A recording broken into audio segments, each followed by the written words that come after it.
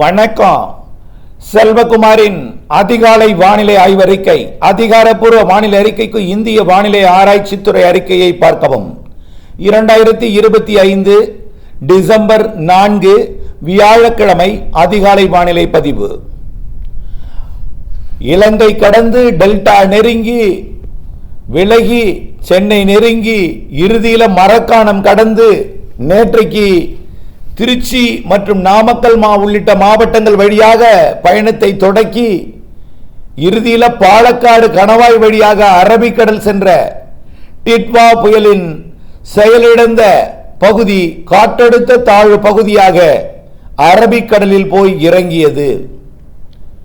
நேற்றைக்கு நாம அறிவித்த அறிக்கையில இது சாய்ந்த பம்பரம் போல் சுழன்று கொண்டு மேற்கு நோக்கி நகர்கிறது, தென்மேற்கு நோக்கி நகர்கிறது என்று சொல்லியிருந்தோம். ஆரம்பத்திலிருந்தே நாம் யூடர்ன் போடும் திரும்பி வரும் என்றோம். இன்னும் கொஞ்சம் பாக்ஜலசந்தி வரை கூட வரலாம் என்று எதிர்பார்த்தோம். ஆனால் டெல்டா மாவட்டத்தை ஒட்டி வரும் என்று பார்த்தோம். சற்று உள்ளே திருச்சி மாவட்டம் வழியாக நாமக்கல் மாவட்டம் வழியாக அப்படியே திருப்பூர் கோயம்புத்தூர் ஈரோடு மாவட்டத்தின் பகுதியாக ஒரு குறைந்த அழுத்த பகுதியாக நல்லா புரியுங்க. அந்த இடத்துல போனிச்சு எங்களுக்கு மழை இல்லைன்னு சொல்லக்கூடாது.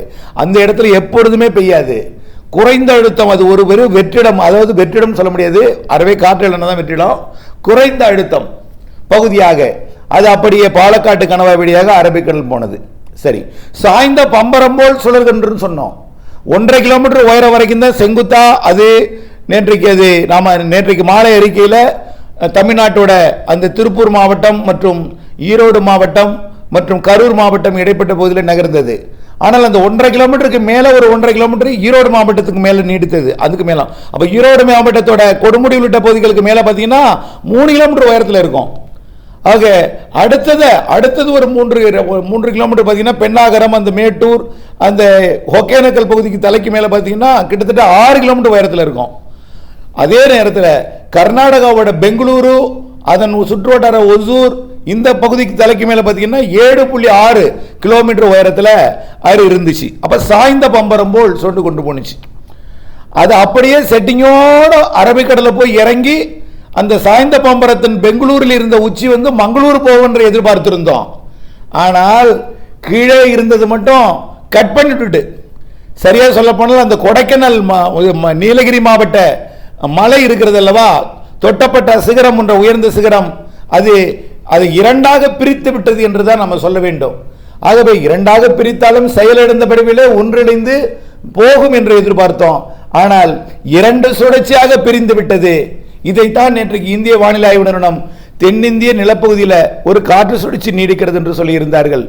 இணைப்பு சுழற்சி, தலை கொண்டை மேல், தலைக்கு மேல் தலை பாகை போல் ஒரு முண்டாசு போல் இருந்த அந்த காற்று சுழற்சி தனியாக பெங்களூருக்கு அருகில தெற்கு கர்நாடகாவின் அதனை ஒட்டியுள்ள ஆந்திர பிரதேசம் குப்பம் முதல் அப்படியே மங்களூர் வரை நீடித்துக் கொண்டிருக்கிறது.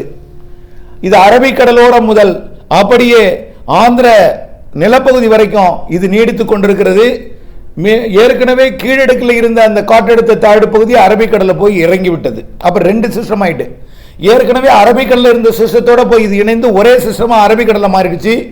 இப்போ அரபிக்கடல்ல கேரள கடலோரத்தில் ஒரு சிஸ்டம், இங்கே கர்நாடகா மற்றும் ஆந்திர பிரதேசம் தமிழ்நாடு எல்லையோர அந்த கர்நாடக எல்லையோர மாவட்டங்கள் மீது ஒரு சிஸ்டம் இருக்கு. புதிதாக ஒரு சிஸ்டம் இலங்கையை நெருங்கி கொண்டிருக்கிறது. நாம் 6ஆம் தேதி 7ஆம் தேதி இலங்கைக்கு எதிர்பார்த்தோம் அல்லவா. இன்றைக்கு தேதி 4, நாளைக்கு 5. ஆக 5ஆம் தேதியே அது மழைப்பொழிவை தொடக்குவதற்கு வாய்ப்பு இருக்கு இலங்கைக்கு.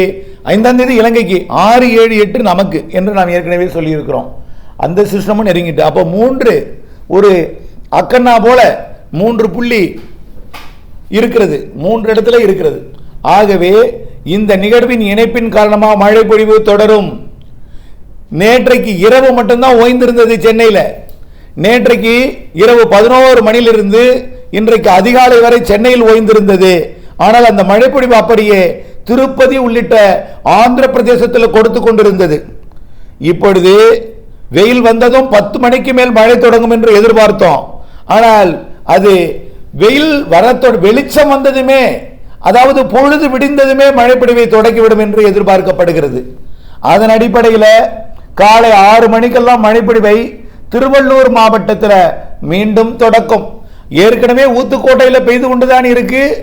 தடாவில் தொடர்ந்து பெய்து கொண்டுதான் இருக்கு. கும்மிடிப்பூண்டி மற்றும் வட சென்னையில் இருக்கக்கூடிய பகுதிகள், வட சென்னை பகுதிகள், மாதவரம் மற்றும் அப்படியே ஒட்டுமொத்த தண்டையார்பேட்டை, புழல், எண்ணூர் எல்லா பகுதியும் அடக்கிய பகுதியில் பொழுது விடியும் பொழுதே தொடங்கிடும். படிப்படியாக காலை 6-7 மணிக்கெல்லாம் சென்னைக்குள்ளே வந்துடும். பிறகு காலை 10 மணிக்கெல்லாம் தாம்பரம் உள்ளிட்ட செங்கல்பட்டு மாவட்ட பகுதிக்கு வந்துடும். செங்கல்பட்டு மாவட்டம், சென்னை, திருவள்ளூர் மற்றும் காஞ்சிபுரம், ராணிப்பேட்டை, திருவண்ணாமலை உள்ளிட்ட மாவட்டங்களுக்கு பொழுது விடிந்து காலையிலேயே மழை பொழிவை தொடங்கிடும். சரியாக 10-11 மணிக்கெல்லாம் ஒட்டுமொத்த இந்த வடகோடி மாவட்டங்கள் மற்றும் வடவுள் பகுதிகளில் சென்னை, திருவள்ளூர், காஞ்சிபுரம், செங்கல்பட்டு, ராணிப்பேட்டை மற்றும் உள்ளே திருவண்ணாமலை, விழுப்புரம் மாவட்டங்களுக்கும் காலை 10-11 மணிக்குள்ள விழுப்புரத்துக்குள்ள தொடங்கிடும். அதுக்கப்புறம் கடலூர் தொடங்கிடும். கடலூர் கூட காலை 9 மணி கூட தொடங்கலாம். கடலூர், விழுப்புரம் கூட 9-10 மணிக்குள்ள தொடங்கிடும். பள்ளி தொடங்கும், பள்ளி மாணவர்கள் பள்ளிக்கு செல்லும் நேரத்தில் கூட தொடங்கலாம். ஆனால் கண்டிப்பாக 10-11 மணிக்குள்ள தொடங்கிடும் கடலூர் மற்றும் விழுப்புரம், புதுச்சேரி பகுதிகளில். அடுத்தது 11 மணிக்குள் டெல்டா மாவட்டங்களில் தொடங்கிடும். ஒட்டுமொத்த மயிலாடுதுறை, காரைக்கால், நாகப்பட்டினம், திருவாரூர், தஞ்சாவூர், அரியலூர், பெரம்பலூர், கள்ளக்குறிச்சி, திருவண்ணாமலை மாவட்டத்தோட மேற்கு பகுதி, திருப்பத்தூர், வேலூர் ஆகிய மாவட்டங்களில் கண்டிப்பா 11 மணிக்கு மேல மதியத்துக்குள்ள தொடங்கிடும். தென் மாவட்டங்கள் புதுக்கோட்டை, சிவகங்கை, ராமநாதபுரத்திற்கு மதியம் தொடங்கிடும். அப்படியே உள்ளே திருச்சி, கரூர், கிருஷ்ணகிரி, தர்மபுரி, ஏற்கனவே கிருஷ்ணகிரியில் மழை இருந்து கொண்டு தான் இருக்கு ஆங்காங்கே. ஏன்னா லோ ப்ரெஷர் ஏரியாவா வெண்ட் ரொட்டேஷன் அங்கிறதுனால அங்கே அவ்வளோ பெய்யாது. இருந்தாலும் அங்கேயும் வரப்போகுது நகரும் பொழுது. கிருஷ்ணகிரி, தர்மபுரி, சேலம், நாமக்கல், அதனைத் தொடர்ந்து இது மேற்கு நோக்கி நகரும் பொழுது இந்த தலைப்பாகை நகரும் பொழுது, அதாவது மேலடுக்கு சுழற்சி, இடையடுக்கு சுழற்சி, அதாவது 4500 மீட்டர் உயரம் முதல் 3000 மீட்டர் உயரம் முதல் 7600 மீட்டர் உயரம் வரை நீடித்துக் கொண்டிருக்கூடிய இந்த கீழடுக்கு சுழற்சி, கர்நாடகாவில் நீடித்துக் கொண்டிருக்கூடிய கீழடுக்கு சுழற்சி மேற்கு நோக்கி நகரும் பொழுது கிருஷ்ணகிரி, தர்மபுரி, சேலம் மற்றும் நாமக்கல், ஈரோடு மற்றும் ஒட்டுமொத்த கர்நாடகாவின் பகுதிகள் மற்றும் நீலகிரி, அப்படியே கோயம்புத்தூர் வடக்கு, திருப்பூர் எல்லாம் தொடங்கிடும். இது ஒட்டுமொத்தமாக சேர்ந்து ஒன்றிணைந்து அரபிக்கடலில் ஒன்றிணைந்து விடும். இது நடந்து கொண்டிருக்கும் அதே வேளையில் அடுத்த நிகழ்வு இலங்கைக்கு கிழக்குப்புறம் இருக்கக்கூடிய நிகழ்வு தென் மாவட்டங்கள் நோக்கி வர இருக்கிறது. தென் மாவட்டங்கள் நோக்கினா நிகழ்வு நகரும் இடம் குமரிக்கடலாக இருக்கும். ஆனால் காற்று குவியும் இடம் ஒட்டுமொத்த தமிழ்நாடாக இருக்கும். இலங்கைக்கு அதிகமாக காற்று குவிதல் இருக்கும். தமிழ்நாடு மற்றும் புதுச்சேரி, காரைக்கால், கேரளா பகுதிக்கு நிறைய காற்று குவிதலை ஏற்படுத்தி இந்த மழைப்பொழிவு நாளையும் பகலிலே வெப்பம் வந்ததும் மழைப்பொழிவை கொடுக்க போகிற அதே வேளையில் 6ஆம் தேதி அடுத்த நிகழ்வால் மழைப்பொழிவு தொடக்கி ஒட்டுமொத்த தமிழ்நாட்டிலே இன்றைக்கு நாளைக்கு இருக்கக்கூடிய மழைப்பொழிவை விட 6, 7, 8, 9 தேதிகளிலே கொஞ்சம் கூடுதல் மழைப்பொழிவை கொடுக்கும். ஆனால் ஒன்று, இப்ப டெல்டா மாவட்டங்கள், தென் மாவட்டங்கள், உள் மாவட்டங்கள், மேற்கு தொடர்ச்சி மலை மாவட்டங்களுக்கு ஏற்கனவே பெய்த மழைப்பொழிவிற்கு கூடுதல் கிடைக்கும். ஆனால் சென்னைக்கு கடந்த 3-4 நாட்களாக கொட்டி தீர்த்து வெறுத்து போய் இந்த மழை எப்பொழுது நிற்கும், எப்பொழுது வெயில் வரும் என்று மழை பெய்யவில்லை, மழையை காணோம், வெயில் காட்டுகிறது, நட்சத்திரம் இருக்கிறது என்று சொல்லிக் கொண்டிருந்தவர்களுக்கு இப்பொழுது நட்சத்திரம் எப்பொழுது வெளியே வரும், நட்சத்திரம் இருக்கிறது, மேகத்தை காணும் என்று சொன்னவர்கள் இப்பொழுது நட்சத்திரம், சூரியன் எப்பொழுது வெளியே வரும் என்று பேசும் பொருளாக மாறி இருக்கிறது. சூழ்நிலையை பாருங்கள். அதற்குத்தான் நாம் சொல்கிறோம், பொறுமை வேண்டும், பொறுமை வேண்டும், பொழியும் பொறுமை என்று சொன்னேன். அப்பொழுது எவ்வளவு படுத்தினார்கள் என்பதையும் நீங்கள் சற்றே சிந்தித்து பார்க்க வேண்டும். மழையை காணோம் என்று எல்லோருக்கும் மழை உண்டு. ஒரே வார்த்தை, ஆரம்பத்திலிருந்து சொல்வது ஒரே வார்த்தை தான், பற்றாக்குறையால் பிரச்சனை வராது, வறட்சியால் பிரச்சனை வராது, அதிக மழையால் தான் பிரச்சனை என்று ஏற்கனவே சொல்லிக் கொண்டிருந்தோம். இதை கேட்டுக்கொண்டிருப்பவர்களுக்கு இந்த வார்த்தையை மீண்டும் மீண்டும் சொல்லிக் கொண்டுதான் இருக்கிறீர்கள். வரவில்லை, இது வராது என்று இப்பவும் நீங்கள் சொல்வீர்கள். திண்டுக்கல், திருப்பூர், கரூர் மற்றும் புதுக்கோட்டை உள்பகுதி, இன்னும் அந்த சேலம் மாவட்டத்தோட எடப்பாடி சுற்றுவட்டாரத்தில் இருக்கக்கூடிய சில பகுதிகள், மேலும் தேனி மாவட்டத்தில் நிலத்தடி நீர்மட்டம் உயரவில்லை, குளம் நிரம்பவில்லை என்று சொல்லிக் கொண்டுதான் இருப்பீர்கள். உங்களுக்கு புரியாது. இப்பொழுது சென்னை மக்கள் கடும் அவதியில் இருக்கிறார்கள், அவஸ்தையில் இருக்கிறார்கள். அவர்களும் இந்த வார்த்தை தான் சொன்னீர்கள், மழை என்று காணும், நீங்கள் வாயை மூடினால் மழை வந்துவிடும் என்று சொன்னீர்கள். அப்பொழுது இப்பொழுது வாயை திறக்க சொல்கிறீர்கள், எப்பொழுது மழை நிற்கும் என்று சொல்லுங்கள் என்று கேட்கிறீர்கள். புரிகிறதா? சூழ்நிலை எல்லாம் தலைகீழாக மாறும். உங்களுக்கும் தென் மாவட்டங்களுக்கும் திண்டுக்கல் உள்ளிட்ட பிரச்சனைக்குரிய குளம் நிரம்பாத மாவட்டங்களுக்கும் மழை தரும். பொறுத்திருந்து வாருங்கள். பொங்கலையும் தாண்டி ஜனவரி 26 வரை மழை இருக்கிறது.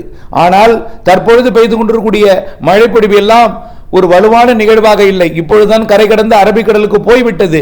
இனிமேல் வரக்கூடிய நிகழ்வு, அதாவது இந்த 6, 7ஆம் தேதி 8ஆம் தேதி வரக்கூடிய நிகழ்வு சாதாரண ஒரு காற்றழுத்த தாழ்வு நிலை, அதாவது கடலோடு இணைந்த காற்று சுழற்சி இலங்கை மற்றும் தென் மாவட்டங்கள் குமரி கடல் வழியாக மேற்கு நோக்கி நகர்வது எட்டி பிடித்து மழைப்பொழிவை கொடுக்கும். ஆகவே ஏற்கனவே தமிழ்நாடு நெருங்கி மிரட்டியது போல் இருக்காது, என்றாலும் மழை இருக்கும். அதற்கு அடுத்ததாக 11, 12, 13, 14 தேதியில் வருவது கொஞ்சம் தீவிர நிகழ்வு, இலங்கைக்கு கொஞ்சம் பாதிக்கும் மழைப்பொழிவை கொடுக்கலாம். பாதிப்புனா எப்படின்னா, ஏற்கனவே பாதித்து கஷ்டத்தில் இருக்கீங்க, நாம எதிர்பார்த்தது அப்படியே நடந்திருக்கு. ஆனால் அப்படியே துல்லியமாக சொன்னேனே, அதற்கு எந்த பதிலும் யாரிடமிருந்து வரவில்லை. சொன்னது அப்படியே நடந்திருக்கிறது. உங்கள் மனசாட்சி உங்களுக்கு உறுத்தவில்லையா? உங்களுக்கு சொன்னது அப்படியே காற்று சுழற்சியாக உருவாகும் பொழுதே இலங்கையை கடுமையாக தாக்கும். இலங்கைக்கு அவசர நிலை பிரகடனப்படுத்த வேண்டி வரும்.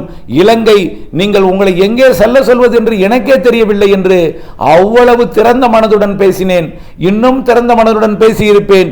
இதற்கு மேல் உங்களை அச்சப்படுத்தக்கூடாது என்று எவ்வளவு அதிகபட்சமாக எச்சரிக்கை கொடுக்க முடியுமோ கொடுத்தேன்.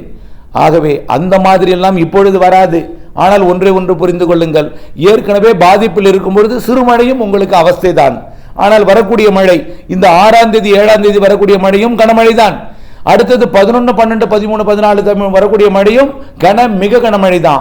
ஆனால் ஏற்கனவே பெய்தது போலவே 25, 30, 50, 60 சென்டிமீட்டர்லாம் இருக்காது. 10, 15 சென்டிமீட்டர் பெய்யும். அதுவே 50 சென்டிமீட்டர் அளவுக்கு உங்களுக்கு பாதிப்பை ஏற்படுத்தும். ஏனென்றால் கடும் அவஸ்தையில் இருக்கிறீர்கள் நீங்கள் என்பதனால. ஆகவே 6, 7, 8 மழையும் நிறைய மழை தான். 10, 11, 12, 13 தேதிகளில் வரக்கூடியதும் நிறைய மழை தான்.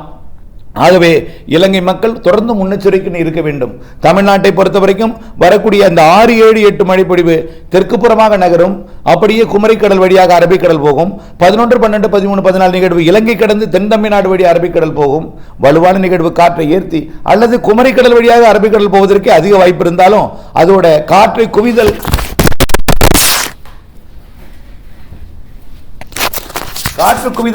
சக்தி சற்று கூடுதலாகவே இருக்கும் என்பதை நான் உறுதிப்படுத்த விரும்புகிறேன். அதாவது காற்று குவிதல்னா மழை பொழிவை ஏற்படுத்தக்கூடிய திறன் கூடுதலாக இருக்கும் இலங்கைக்கு. நிகழ்வு குமரிக்கடல் வழியாக அரபிக்கடல் நகர்ந்தாலும் 11, 12, 13 தேதிகளில் பெய்யக்கூடிய மழை சற்று திறன் கூடியதாக நிறைய மழை பொழிவை ஏற்படுத்தக்கூடியதாக இருக்கும் இலங்கைக்கு. அதே நேரத்தில் தமிழ்நாட்டின் டெல்டா மாவட்டங்கள், தென் மாவட்டங்கள் மற்றும் தென் மாவட்ட மேற்கு தொடர்ச்சி மலைக்கும் நிறைய மழைப்பொழிவை கொடுக்கும். குறிப்பாக 4 மூக்கு ஊத்து போன்ற பகுதிகள். சொல்லிக்கொண்டே இருக்கிறீர்கள், நேற்று வரும் என்றீர்கள், வரவில்லை. இன்றைக்கும் சொல்வது வரும்தால் பரவாயில்லை என்பீர்கள். கண்டிப்பாக வரும், உங்களுக்கு புரியாது. நான் ஒவ்வொரு வார்த்தையை சொல்லும் பொழுது உங்கள் மனநிலையை நன்னால் கணிக்க முடியும். ஆகவே கண்டிப்பாக பொறுமையாக இருங்கள், மழை வரும். அடுத்ததாக இந்த நிகழ்வுக்கு பிறகும் நிகழ்வு இருக்கிறது. கிறிஸ்துமஸுக்கு முன்பு வரக்கூடிய நிகழ்வும் கிறிஸ்துமஸுக்கு பின்பு வரக்கூடிய நிகழ்வும் பொங்கலில் வரக்கூடிய நிகழ்வும் நல்ல வலிமையானது என்பதையும் உறுதிபட தெரிவிக்கிறேன். அதுதான் குளத்தை நிரப்பப் போகிறது. அதாவது தென் மாவட்ட திண்டுக்கல் மாவட்ட குளங்கள் எல்லாம் நிரப்பப் போகிற மழை வரக்கூடிய கிறிஸ்துமஸுக்கு பிறகு வரக்கூடியதும் ஜனவரி மாதம் முதல் 15 தேதியில் வரக்கூடிய ஜனவரி மாதத்தில் 20 தேதி வரையுமே இருக்கு. ஏனென்றால் சிங்கப்பூர் வழியாக வரக்கூடிய நிகழ்வெல்லாம் இருக்கிறது என்பதையும் தெரியப்படுத்த விரும்புகிறேன். ஆகவே கண்டிப்பாக குடியரசு தினம் வரைக்கும் ஜனவரி 26 வரையும் மழைகள் நிகழ்வுகள் இருக்கிறது.